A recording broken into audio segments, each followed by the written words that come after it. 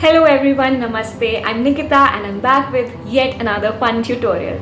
So we'll be doing direct watercolors today. That simply means that we won't be using any pencils, erasers, anything for our sketch. We'll be directly painting with our paint brushes using watercolors. So this simply means that you have to take your pencils and simply throw them away. Not literally, because pencils are expensive too. Okay, coming back to the point. We won't be using a pencil sketch as our base, we'll be directly painting with watercolors.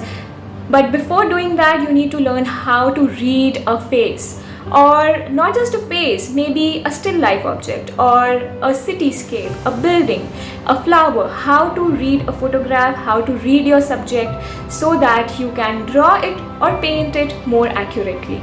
So the first observation you need to make is the placement of the symmetry line. Is it right in the middle of the face or if it's going off center? Here you can see our symmetry line is going off center because the right side of the face is longer and the left side is shorter. So this is a very important observation. Now after this, you will have to imagine 4 horizontal lines crossing through the face.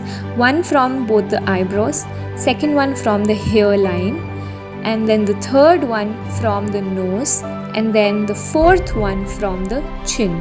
Okay, so the gaps between these 4 lines, from hairline to eyebrow, eyebrow to nose, and then nose to chin, usually these 3 gaps are equal, but not in all the references, not from all the angles. So here you can see the top one is the longest, the middle one is a little shorter, and then the bottommost one is the shortest. Okay, so this is a very important observation that needs to be made before you start painting or sketching your portrait.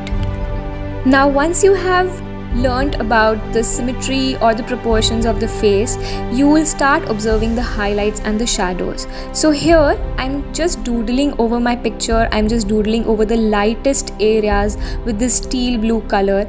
It's not necessary to doodle over your pictures like how I'm doing right now. I'm just giving you a visual representation of what goes in my head when I look at my references. I convert all the highlights into shapes in my head, not literally on the photograph, and then now I'll kind of mark out the shadows or the darkest areas in the portrait, that is the extreme left side of the face, the left side of the nose, and the left side of the neck as well. So whatever that's going on in between the lightest and the darkest areas are your mid-tones. Okay, so these are neither too light nor too dark. Another easy way to observe your reference is by converting it into a black and white image and then observing the lightest and the darkest areas. Once you eliminate the colors, then observing your lightest and darkest areas becomes much more easier. So here also you can see I'm marking out the darkest and the lightest areas, and you can clearly distinguish between the highlight, mid-tone and the shadow.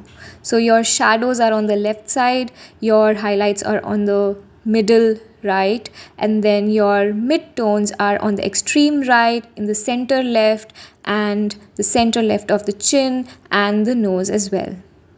So just now you saw how we can observe our references. It could be a face or it could be any object. So one little tip I'd like to give you right now is that every person or every artist who aspires to be a portrait artist, maybe you're learning portraits or maybe you're already painting portraits, one thing that you might start doing is that whenever you're sitting idle, not exactly idle, maybe you're traveling in a metro or in a bus, or you're having food with your family, so just observe the faces around you, just observe the proportions, the lighting situation, where exactly the shadow is happening, where exactly the highlight is happening, how the face proportions change with different angles.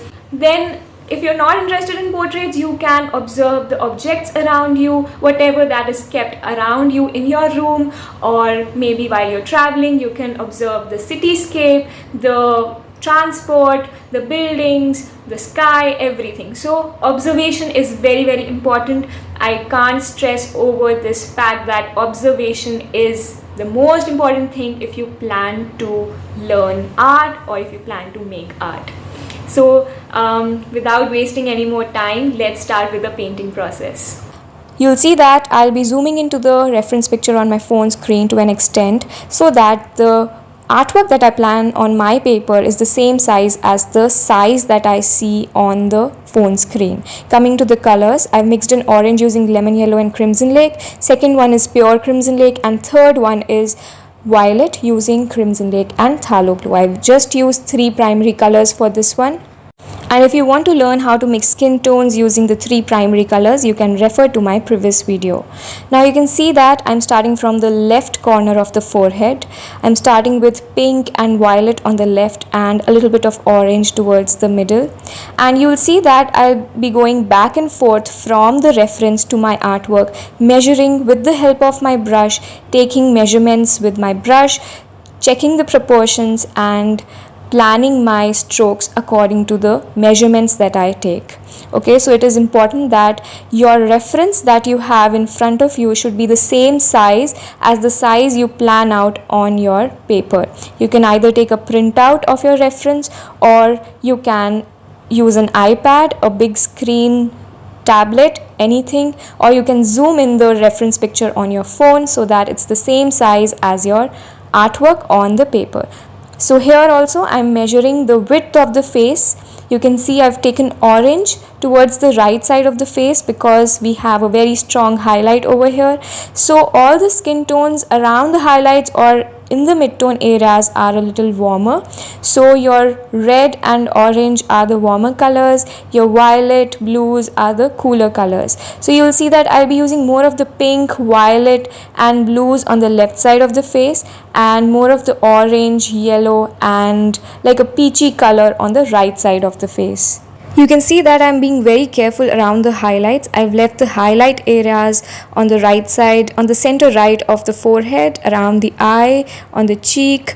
I've left it completely white. So you might want to preserve your highlights in the first layer itself. Now for the beard area, the mustache and the beard area, you can see that I've mixed up a grayish color using phthalo blue, crimson lake and a tiny bit of yellow. So basically you just have to mix up a violet and then add a little bit of yellow to it to make it like a grayish, muddy, earthy color. So right now you can see that the portrait looks very vague, like it just looks like a splash of colors, but the proportions have to be on point. It might not look very precise and detailed, but if your proportions are on point, you can build up the details in the next layer as well. Watercolor is all about layering up. So you can see that I'm going into the neck now, and I'm following the same rule everywhere. On the right side and in the middle area I'm using warmer colors, shades of orange or a very light red, and then on the left side I'm using violet or blue. On the left side of the neck there's a very dark shadow, almost looks black on the reference, but I'm kind of exaggerating the colors in this particular portrait and I'm making the shadow areas cooler and highlight areas warmer. Now moving on to the second layer, I measured out the nose and I realized that my nose was a little slimmer than what it's in the reference, so I corrected it. Since our first layer is so light that we can of course do corrections, we can work over it. You can see that the fold in the cheek also, I have done it a little differently in the second layer.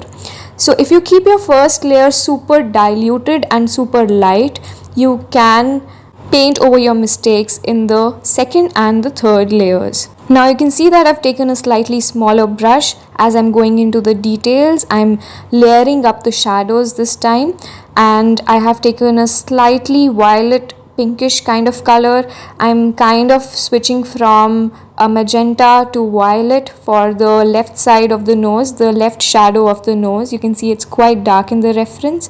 And for the warmer areas or the highlight areas, basically I'm taking an orange or a peachy kind of color.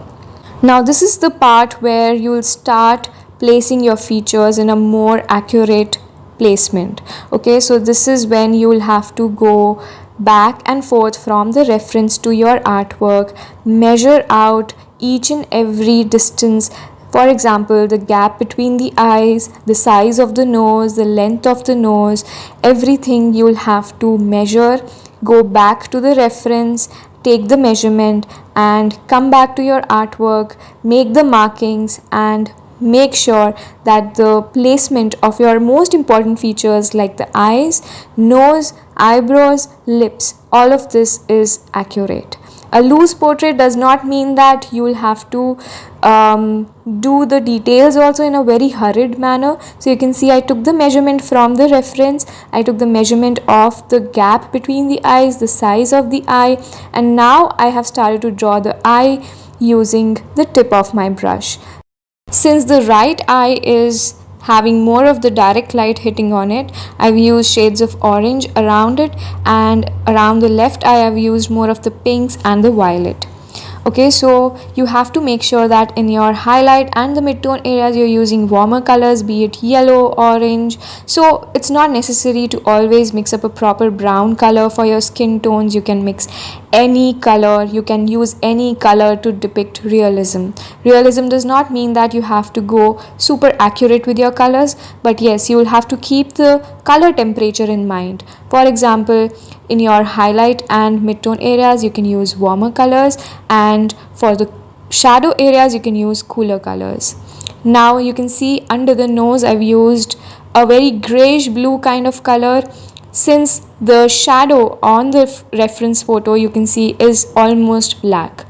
Now I'm using a bright violet on the left side of the face with crimson lake and phthalo blue, and a bluish grey, like a Payne's grey or an indigo kind of color. So you can take more of the phthalo blue, less of the crimson, and even less of the yellow to make a Payne's grey or indigo kind of color for the shadow areas.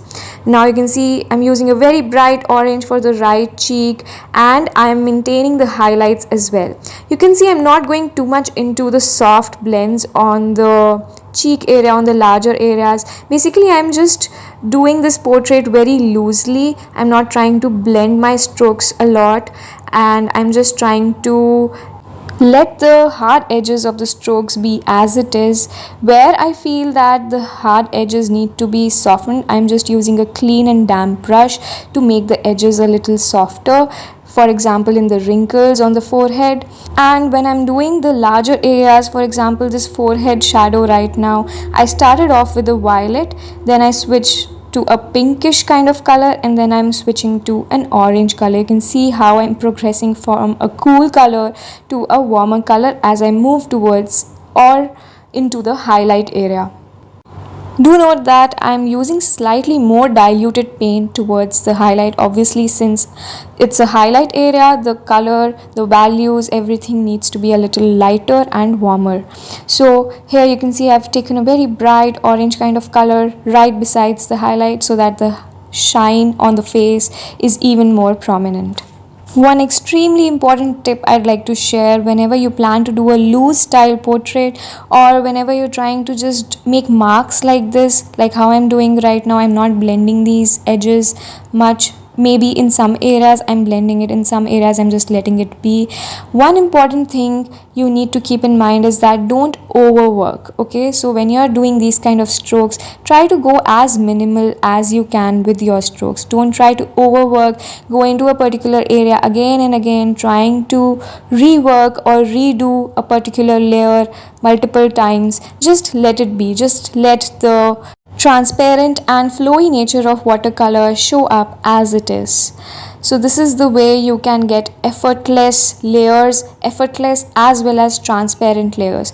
One thing is you'll have to prepare very diluted paint. Don't use very thick paint because we are not blending our edges, and if the paint is very thick and if you leave out a very hard edge, that might not look very great. Okay, so your layers have to be transparent. For that you will have to take very diluted paint, and then your strokes have to be minimal. Now you can see I'm taking darker paint with a smaller brush. I'm just adding on the shadows now. At this stage I'm adding the wrinkles on his forehead, or the folds on the forehead. So here you can see I'll be blending the colors, I'll be blending the strokes. So I've taken a mixture of crimson lake and yellow. On the right side I've used more of the yellow, and on the left side I've used more of the crimson lake. I'm laying down the wrinkle stroke first, and with a clean and damp brush I'm just smudging out the top edge, and wherever needed I'm adding more shadows. So at this stage I'm just checking in my reference picture where exactly do I need to add more shadows. So I'm taking a cooler color for the shadow areas and warmer colors for the highlight or the right side of the face. Now I mixed up an indigo kind of color, so basically it is mostly phthalo blue, a little bit of crimson and a little bit of yellow. So it gives us a Payne's grey indigo kind of blue, a very beautiful blue, perfect for the background. And I am going a little lighter towards the left side of the face and darker towards the right side of the face. That is because the left side of the face has a very strong shadow, so I want to build up a contrast on the left by adding a lighter background behind the shadow area and a darker background behind the highlight area, which is the right side of the face. After adding the background, you can have a final look at all the shadows in your portrait and add more details if you'd like to.